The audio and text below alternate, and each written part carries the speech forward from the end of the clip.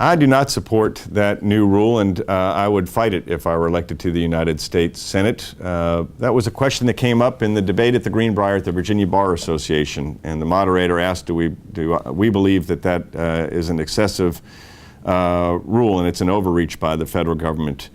Senator Warner had a 2-minute answer and couldn't come down either way on it, but I'm clear about it. I believe it is excessive and it's an overreach, and it should be stopped. And in fact, it shouldn't have been able to be implemented in the first place. When there was an amendment on the Senate floor in 2011 that was brought that said the EPA doesn't have the authority, would assert with certainty the EPA does not have the authority to regulate greenhouse gas emissions and carbon dioxide.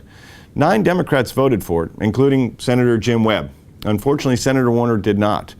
Had I been senator, I would have voted along with Democratic Senator Jim Webb in support of that amendment, because I don't believe the EPA should be regulating greenhouse gas emissions. It's going to have a devastating impact in our coal fields, which are already being devastated by this administration's policies.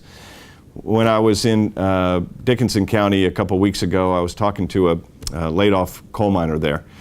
A guy my age, and he'd been laid off from a mine in Buchanan County, and he told me that he is providing for his family right now, 3 children like Kathy and I have, by mowing lawns and doing odd jobs. I respect him immensely for the work that he's doing and for working as hard as he is to provide for his family, but he is making a fraction of what he was making as a miner.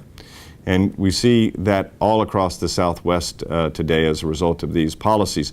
And the benefits of these policies that they're implementing to, as President Obama said when he first ran, that his policies will mean that our energy prices will necessarily skyrocket, and that you'll make it too costly for the coal business to stay in business.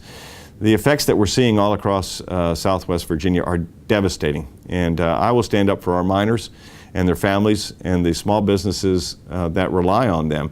And the benefits of these job-killing policies in terms of clean air are dubious at best. The fact is, if we close between 1/3 and 50% of our coal-fired plants here in the Commonwealth, the demand is going to be met elsewhere in countries like China, India, or Indonesia, where we've already seen in China a big increase in their coal production.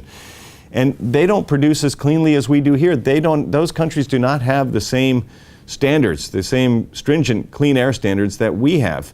And the benefit to clean air, which we all want, is not likely to occur, but we're going to have the costs of these regulations, and the costs are very, very dear to a lot of very good, hard-working Virginians who are going to lose their jobs, and a lot of Virginians who are going to end up paying higher prices at the pump and higher prices at the thermostat.